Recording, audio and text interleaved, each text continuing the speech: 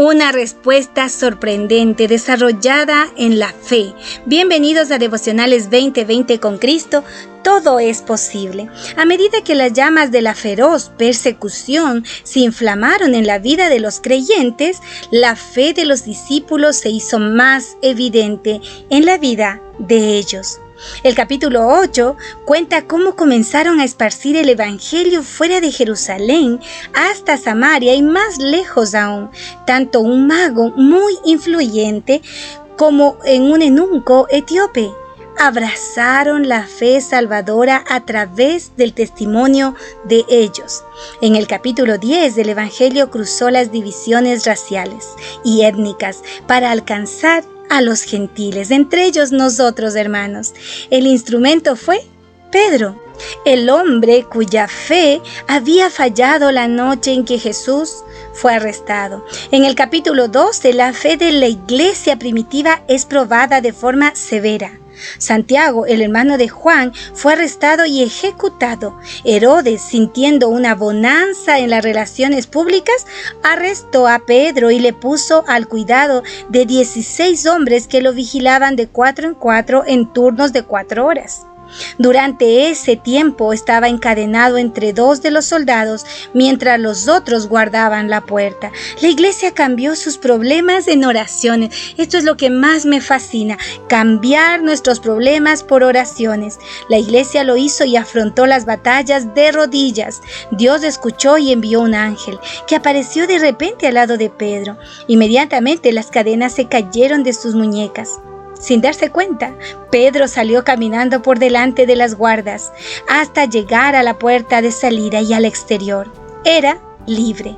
Pedro fue a buscar a sus amigos y terminó siendo el invitado sorpresa a su propia reunión de oración. ¡Qué maravillosos son los planes del Señor! Los discípulos oraron: Señor, aumenta nuestra fe, y Dios lo hizo. Esos hombres que habían sido culpables de tener poca fe terminaron como hombres de fe extraordinaria. Tuvieron fe suficiente para lanzar la iglesia en menos de 2 meses después de ver cómo Jesús era brutalmente ejecutado en Jerusalén. Tuvieron fe suficiente para seguir predicando en medio de una fulminante persecución. Todos experimentaron torturas y unas muertes horribles. La historia de la iglesia es rica a la hora de describir el martirio de sus fundadores de la iglesia, ¿verdad? Nosotros sabemos que Pedro fue crucificado boca abajo, en cruz, en forma de X, porque les dijo a sus verdugos que no era digno de morir igual que lo había hecho Jesucristo. Santiago el justo, el líder de la iglesia en Jerusalén, fue arrojado desde el pináculo sureste del templo desde una altura de 35 metros cuando rehusó negar su fe en Cristo. Cuando descubrieron que sobrevivió a la caída, sus enemigos lo golpearon hasta matarlo con un palo. Santiago, el mayor hijo de Zebedeo, fue decapitado en Jerusalén. El oficial romano que custodiaba a Santiago observó asombrado cómo Santiago defendió su fe en un juicio. Después, el oficial caminó junto a Santiago hasta el lugar de su ejecución.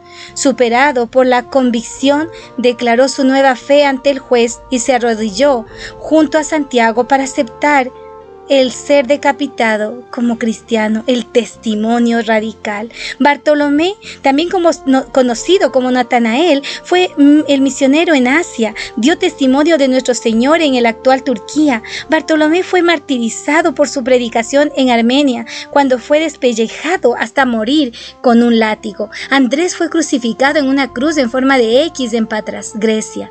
Tras ser flagelado severamente por 7 soldados, ataron su cuerpo a la cruz con cuerdas para prolongar su agonía. Sus seguidores dijeron que cuando iba guiado hacia la cruz, Andrés la saludó con estas palabras: he deseado y esperado desde hace mucho que este feliz momento llegue. La cruz ha sido consagrada por el cuerpo de Cristo al colgar en ella. Siguió predicando a sus verdugos durante 2 días hasta que expiró. El apóstol Tomás fue atravesado con una lanza en India durante uno de sus viajes misioneros para establecer la iglesia en el subcontinente. Matías, el apóstol escogido para reemplazar a Judas Iscariote, el traidor, fue apedrado y luego decapitado. Todos sufrieron, pero todos fueron testimonio de fe. ¿Qué hay de tu vida? ¿Somos testimonios de fe? Creo que es un buen momento para decir: Señor, aumentanos la fe. Y Él lo aumentará. Que Dios te bendiga.